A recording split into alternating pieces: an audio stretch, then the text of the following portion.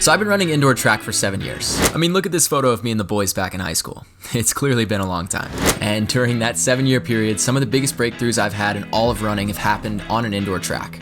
And because of that, it holds a super special place in my heart. It's also the place where I started this YouTube channel and decided to bring a camera along to a track meet whenever I was in 11th grade in high school to make a vlog. And that is actually what started the whole channel, kickstarted everything, and now we're here, which is super exciting. And what I mean by here is that we are down to my final 2 indoor track and field meets ever, pretty much. I don't know if I'm ever gonna race on an indoor track ever again. It's kind of a bittersweet moment. And I just wanted to thank each and every one of you guys for tuning in, and I hope you enjoy the video. Hey, go get him, go get him, go get him, go get him, go get him, let's go, Brown! Brock, put down now, put down now! Didn't catch the bus. It's alright. Let's do good.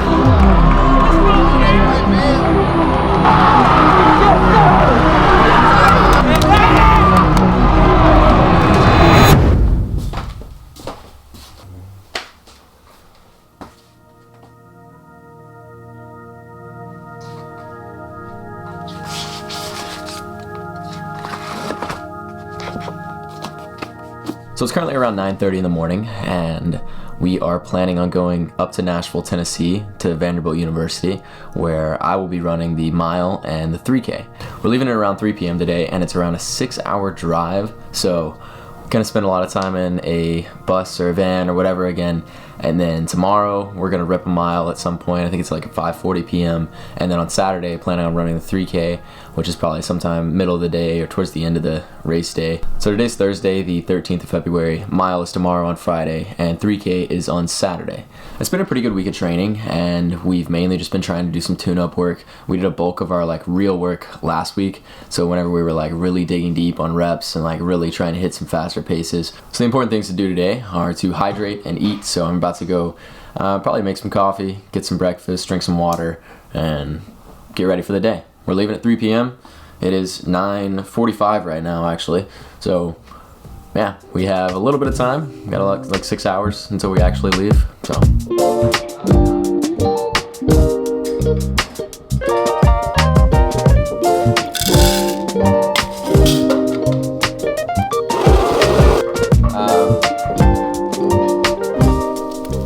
We got some eggs, and then I had some extra ground beef, but that's a lot of ground beef. I don't know if I'm gonna eat all that. Then I'm also gonna get some toast over here. So I didn't want this ground beef to go bad while I was gone, so I figured it was either eat it or freeze it. So yeah, I decided to eat it. All right, so about to go out for this running gear today. We got shades from Roka, hat from Onus. This was just a company that sent me some stuff. It's a guy that he started the company not too long ago. It's on Instagram, and I really like it. It's probably one of my favorite hats that I've ever owned. I don't even know really what the company stands for. I don't really know what their thing is, but I think they're just kind of building a brand, and it's pretty sick. It's super lightweight, built with ripstop nylon. Incredible hat. Hoodie from OE, this is my brand, and then shorts from Saucony, just regular. I forget what these are even called, but shorts from Saucony. Then we got the Brooks Maxes, whatever these are. Glycerin Max, I think. Yeah, about to go out and hit this run. Just doing 30 minutes or something like that. Nice little shakeout, nothing too crazy, but hoping to get some good mileage in, hoping to feel good, hoping the breakfast doesn't sit too heavy on my stomach, because that was a pretty big breakfast. Watch is the Garmin 965, and a lot of people ask why I switched to Garmin, and the reason is because Garmin reached out to me and they said, hey, we want to partner with you. And I said, all right, well, I'll try out a Garmin. So I've been with Coros for a while. I've been using the Coros Pace 3, but then I decided that I wanted to try out the Garmin 965, so they sent it to me. I've been using it for a while, and it has so many features. It is so sick. The interface is amazing, very user-friendly. It tracks recovery, tracks sleep, tracks everything super well. And it just has a lot more features, I feel than Coros did, which is cool. And I feel it may be a little bit more user-friendly. And the battery life is just as good. The screen quality is better. And yeah, it's been nice to use. So anyways, I'm gonna get started on this run. We're gonna get with some miles here.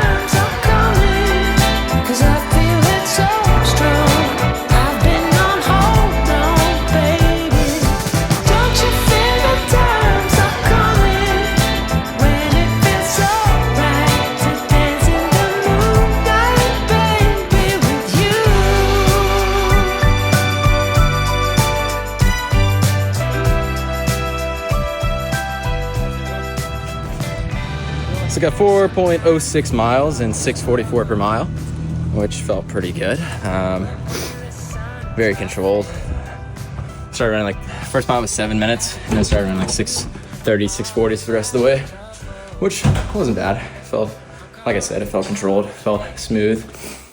Apparently, one of our 400 guys, our best 400 guy, just tore his hamstring in practice. I don't know if it's torn or just super strained, but he's like our 46-second guy. Guess we'll have to figure that out, and it's just part of running.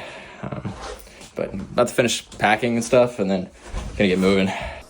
We have to be there at 3. Panda Express later. Yeah, Panda Express.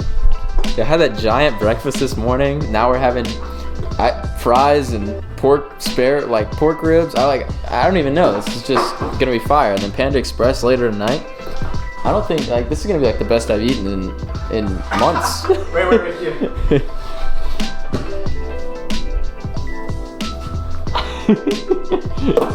There it is. Flavor goes crazy. What all did you put on this? Raw. What's the sauce? Basically, it's coffee ground, salt, pepper, garlic. What else? I don't know, dude. This is crazy. Yeah. Black pepper, I guess. Yeah. Which you already said, but It's really nice. Like, it's a recipe from Joshua Weissman. So he got some good ones. Braden, where are we going right now? Music City. Music City Indoor Distance Carnival of Lights and Fast Running. Of unseated 3Ks, 12 hours after the 5K. Yes, that's what we're doing.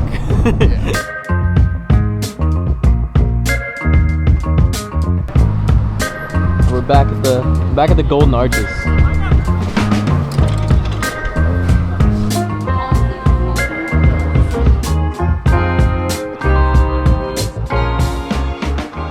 It says orange chicken and honey sesame chicken, fried rice, chow mein combo. You can get both. Yeah, you just ask. I don't know. I figured they wouldn't. Customer's never wrong, right? Well, actually. That's the service industry for you.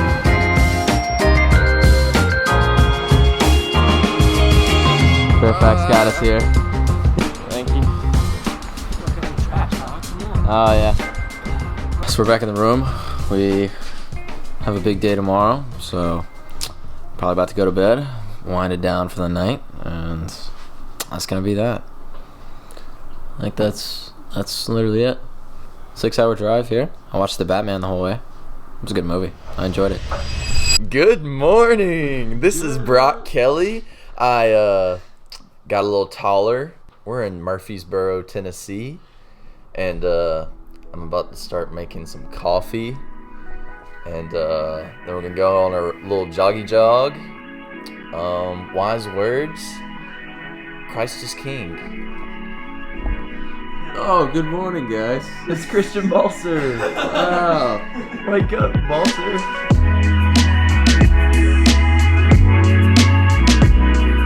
Breakfast. Just kind of a light breakfast before we go run.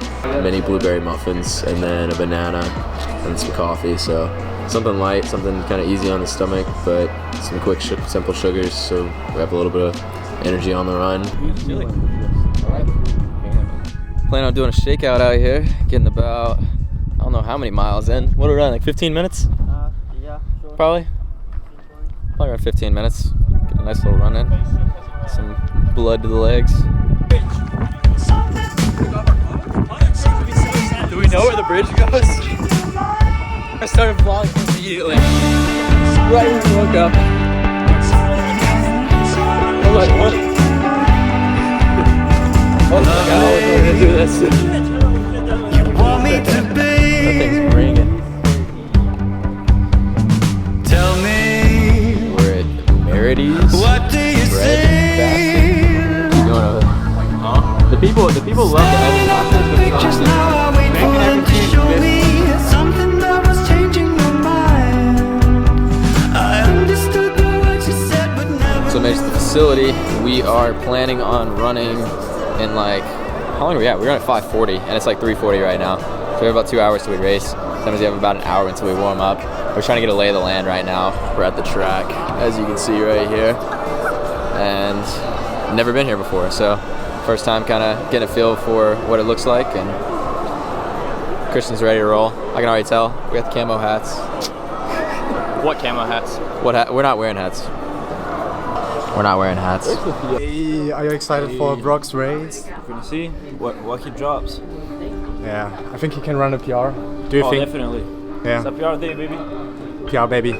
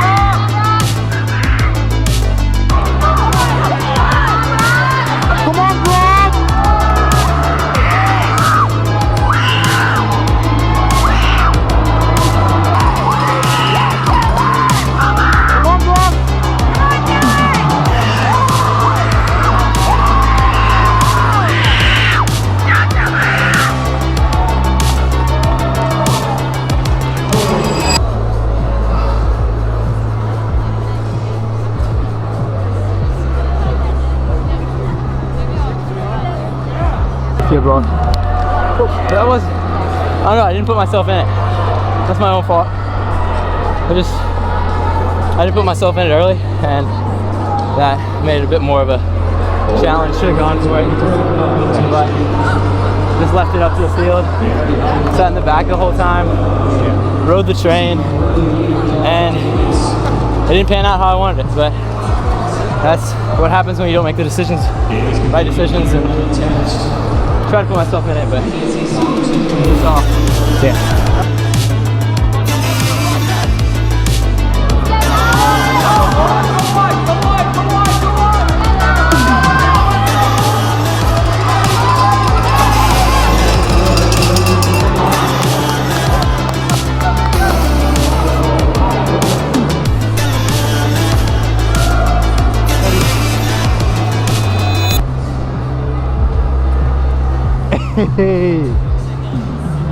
That was actually really good times.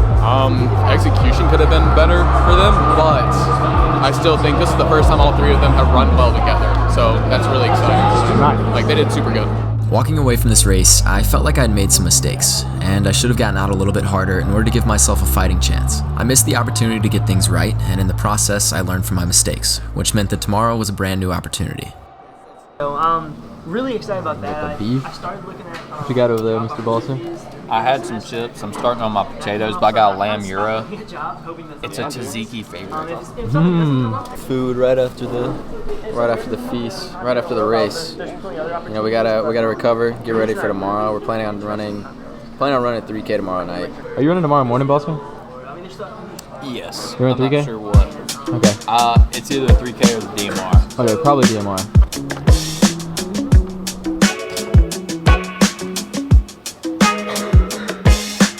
We're leaving the hotel, I'm not coming back. It's like 7:15 in the morning. Ooh, it's really bright.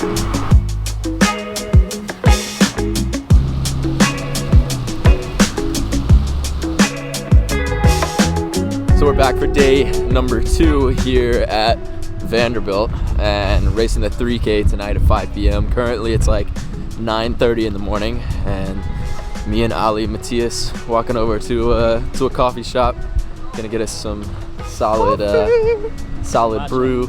He's getting some matcha. I don't know. I'm not much of a matcha guy. I don't think. More of a drip coffee, cappuccino, something along those lines. We're gonna take a right.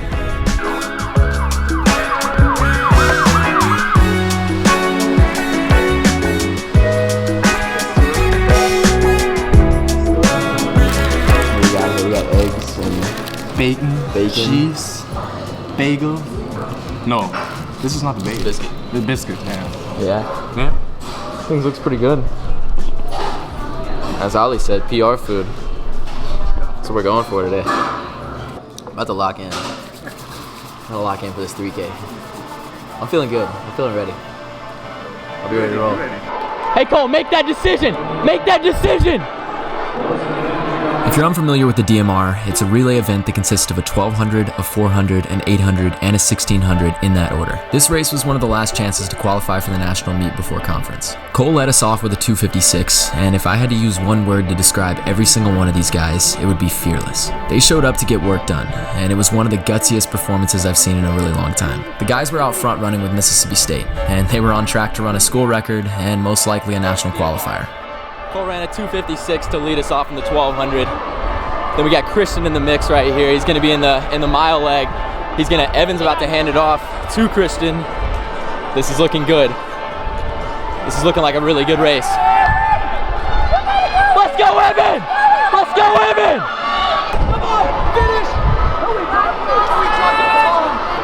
Go get it. Oh, get it.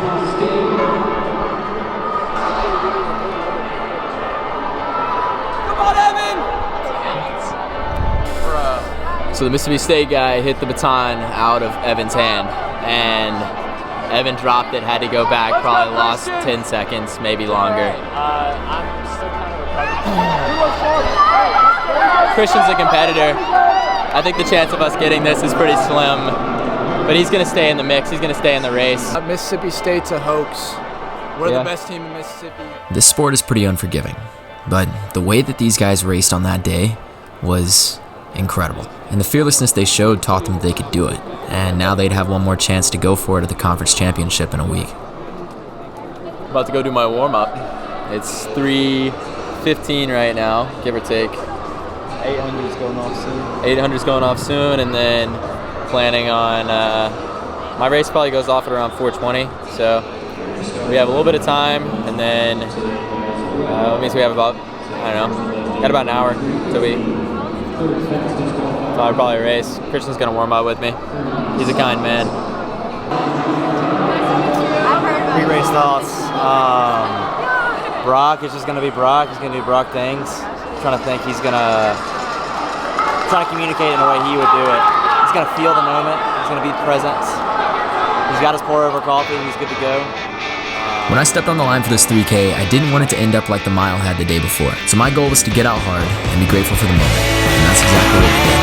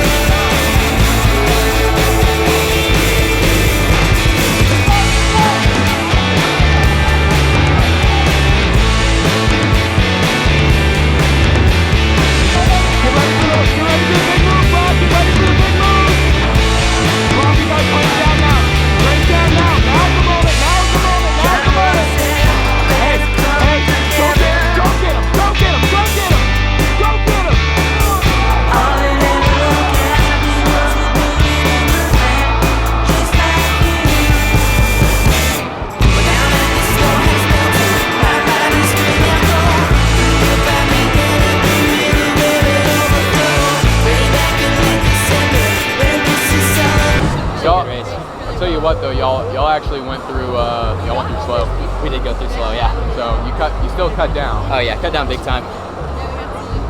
I just got to commit to this, and felt good. I had like a second win with 1,000 meters to go. So post-race thoughts, I put myself in it pretty early, which is what I like to do, and something I didn't do in the mile yesterday. So I knew after I had those regrets in the mile, I was like, I want to get out fast in this one and just put myself in it. I knew a 3K wasn't going to get out as fast as a mile, so I could find that position a little bit easier, and found myself right up towards the front. I knew if I could stay there, I was gonna be able to manage it well. And so I sat right there. I said, if I blow up, I blow up, but we've committed to it. And making that commitment allowed me to build some confidence throughout the race. And by the time there were a few guys that passed me at the halfway point or something, and whenever those guys passed me, I was still like confident where I was, and I knew in those last 3 or 4 laps, I was like, we can close down this race pretty fast, and it's definitely what we ended up doing. We went out in 4:13 for the first 1500, and then we closed the last 1500 in like 4:05. So cut down pretty hard, and it was a fun little race. Closed the last 345 seconds. Guy who won my heat closed in 42, so he was cooking it. But overall, like I would say, it was a good race. It was a fast one. It was a smooth one. And I think I have a little bit more. I ran with my watch for the first time, which is something I don't do in races usually. I looked at my heart rate data after, it said the average was 153. So I don't know how accurate it is, but it felt very controlled the whole race, and because of that, I think we're ready for some good racing in the future. I'm ready to really get after it here in about 5 days at conference, make something special happen. So that's where I am right now. I'm probably gonna go cool down a little bit, and then we have a 6-hour drive back to Clinton, which is always fun. I want to shout out Cole, because Cole has the camera right now.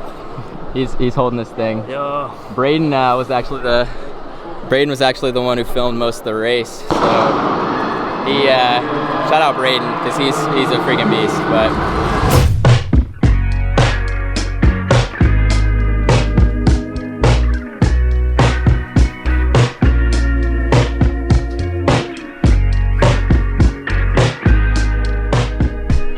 so today are the GSC Indoor Track and Field Championships, which are happening in Birmingham, Alabama. We're currently in Clinton, Mississippi, so we have a 3-hour drive to get there. It is 7:25 in the morning, I think. It's cold in this house. What? Oh. No way. That's on the inside too. Dang it. So we usually like to save money and we don't turn the heat on. We have like little space heaters that we'll use. Just because our house has really bad insulation, and like if we turn on the heat, it just costs a lot of extra money. But sometimes if it gets cold enough, like last night, we should have definitely turned the heat on, because it got down to 30. Let me check the temp right now. It was 26 whenever I got back last night, actually. Right now it's 21. So yeah, we should have definitely turned the heat on last night, but we didn't. So it's just cold. It's gonna be a good day. I'm not racing today. I'm actually racing tomorrow. It's a 2-day event, and I'm racing the mile and the 3K, which happen both tomorrow at 11:45 and I think like 2:25. So I'll have about a 2.5 hour turnaround between my races, which should be all right. Look at the water kettle. It says what the temp is in here. That'd be 5.56 degrees Celsius. So, however cold that is for the international folks, it was cold.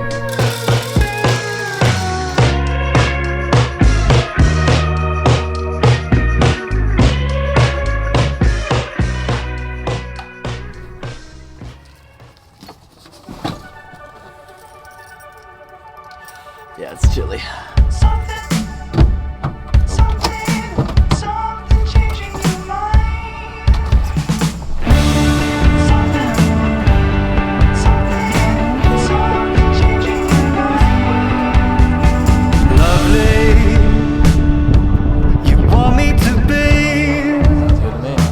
Dude, that felt so good. That was crazy, huh? We got the grandma sampler, eggs, bacon, ham, hash browns, pancakes, everything you would need from a fantastic, nutritious, delicious breakfast. I'm about to dive into this.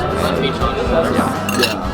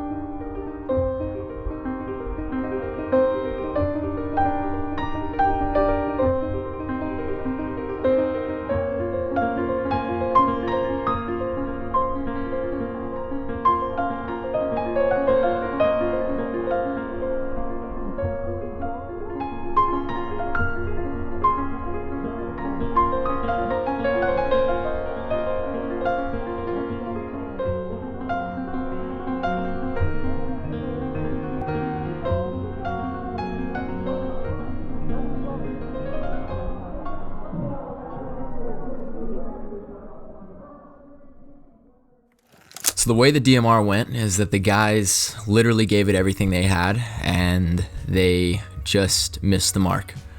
They ran 9:44, which was the second fastest time in school history, but none of that really mattered at the championship meet because we ended up getting third in the race, which knocked us back to 11th in the national rankings, and then a few other teams got in front of us since that race happened, and now we've been knocked out of the rankings to 13th, I believe, something like that, and the top 12 go. So we, I think, are the first team out right now, or maybe the second team out, and we're not going to go to nationals in the DMR.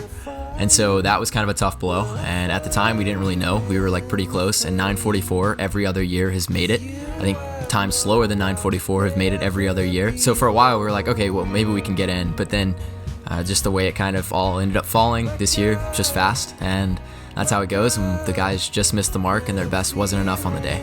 And we just kind of take a step back and we reassess, and whenever we go back next year, we know that we're going to be one of those teams that's at the top, that is there because that's who we are as a team. That's how we identify. We're like, we are going to go to nationals in the DMR. We are a national caliber team.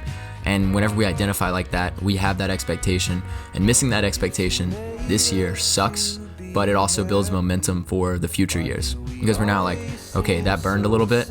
Let's get back up there, and we're going to run 9:38 next time, or we're going to run something crazy. And we have the team that can do it, and we have the guys that can do it. I'm not going to be there next year for the guys, but I just know that they're going to have that fire under them to really get it done in the DMR next year. And that's going to be really exciting to watch. And yeah, but they just missed it, and it was just a little bit off. So I mean, we got third, and that's kind of it's a gut punch. It takes some of that momentum away, and something we really like in these championship meets is building momentum. And when we don't have it where we want it, we have to figure out how to create it in other places. DJ, one of our long jumpers, just absolutely crushed his event, took the gold, won it. Am I on the vlog? I was just talking about you, bro. Am I finally on Instagram? Dude, this will be on YouTube probably. Oh my gosh. Hey, Brock. I'd like to say thank you. You're always inspiring to me, and it means the world. Dude. Literally, this means the world to me. I don't know how I got here. Because literally, I just started jumping this month, and I'm not gonna lie to you, I just blew my knee out jumping that last jump. Coach Mike Lee just told me to give it my all, and I did. And so now I'm limping with But you got a gold. With gold. I'm limping with gold right now. So that's crazy. Yeah, anything's possible. That's a good performance, bro.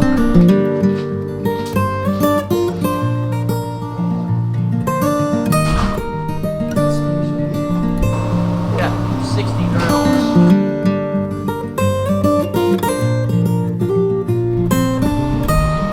So we're kind of stuck.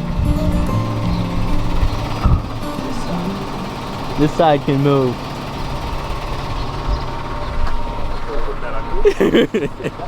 Start in the morning, stuck in ice. Back of the bus dragging. Tires are just spinning back there. Oh my gosh.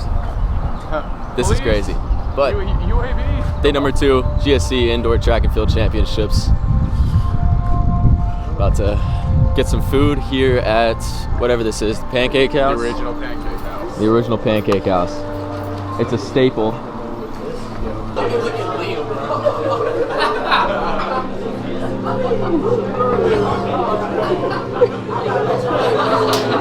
They were late to the bus, so you gotta do burpees outside of the Pancake House in the freezing cold. That's how it goes. Let's go. Me and CTB are on the same thing. Look at that blueberry. I was planning on going to get some in a second.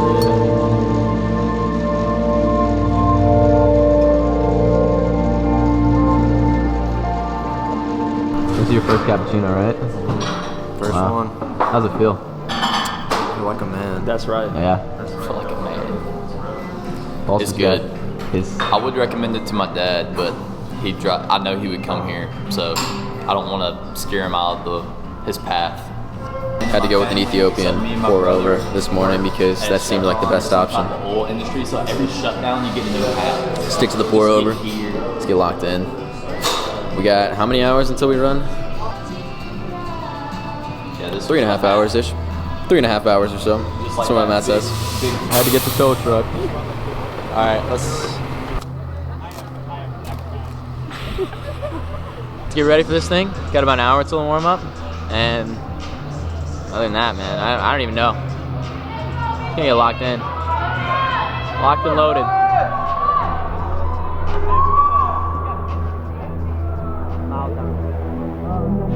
What do you have to say 5 minutes before race time?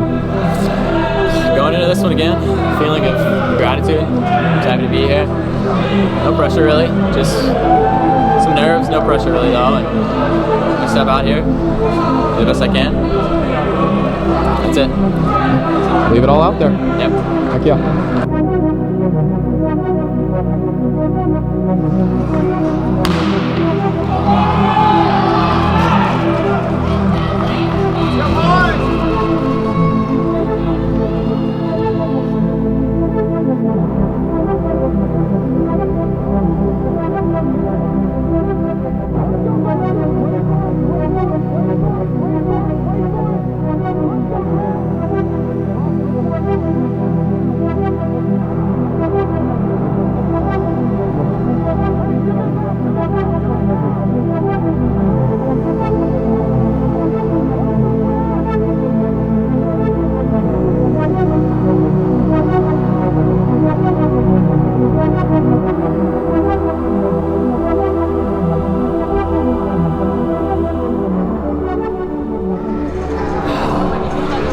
Didn't catch the bus. It's alright. Next two did.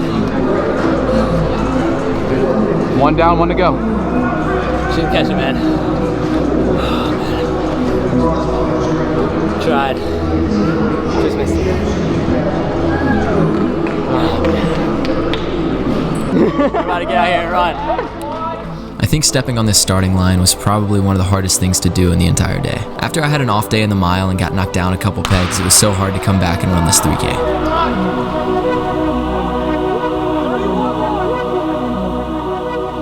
There was a 2-hour window between the mile and the 3K where I had this opportunity to reset and try to get into the right headspace. But no matter how hard I kept trying, it just wasn't really my day, and I was mentally exhausted. You never really want a day like this to happen at the championship meet, but sometimes it does.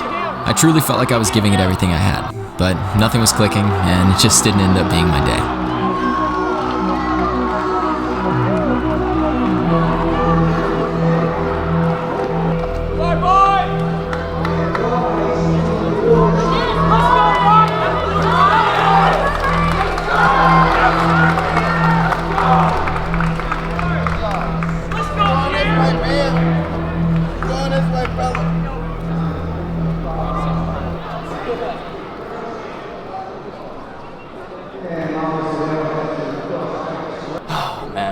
Just brutal.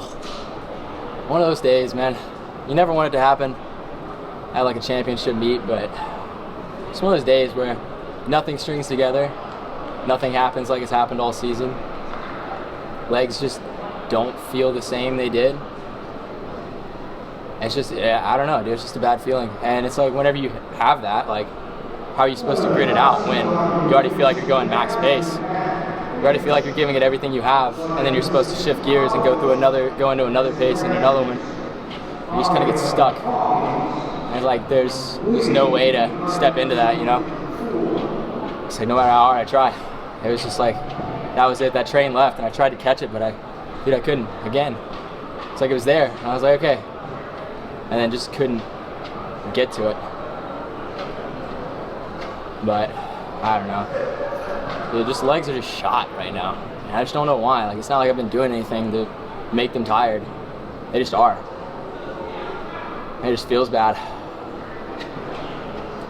Maybe I need some time off. A little bit of rest, reset, go back into it. I don't know. It's not my day. Getting ready for the 4x4. You know, it's like, even if it doesn't go my way in my race, I still don't need to just sulk about it, you know? It's like I have a team that's here, and I need to be here for those guys.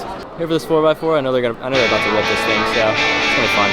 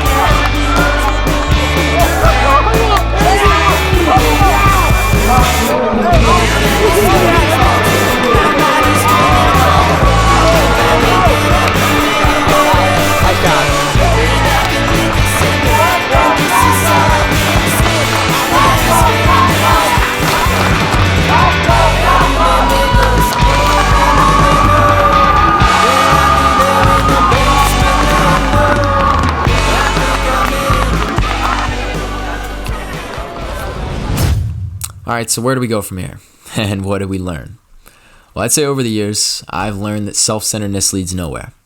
There's obviously an individual aspect to track and field where we have to show up and perform at our best. But I would say that whenever we lose sight of being there for our teammates in pursuit of individual successes, what ends up happening is whenever we fall short, we feel alienated. We feel like we've been cast aside from the team. We don't feel like we're even a part of this team because we've lost sight of them, and we feel like they've also lost sight of us whenever we fall short of what our performance expectations were.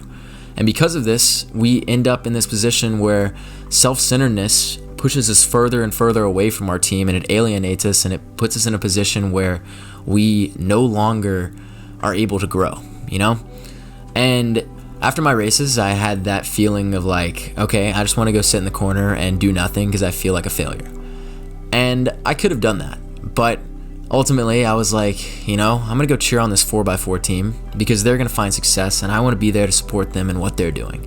And in my experience, I think true growth in running happens whenever we focus on our teammates more than we focus on ourselves. Because in my experience, we're not always going to meet those performance expectations that we set for ourselves. And what do we do whenever we fall short of those expectations? Do we sit in the stands and isolate ourselves from the team and feel like we're a complete failure? Or do we lock arms and try to grow through this moment where we experienced a failure and we didn't perform exactly how we wanted to, but no matter what, we still have our teammates right there by our sides, and they're having success, and I want to cheer on that success, and I want to be a part of what they're capturing, and I want to experience that essence at some point in the future, but maybe it wasn't today.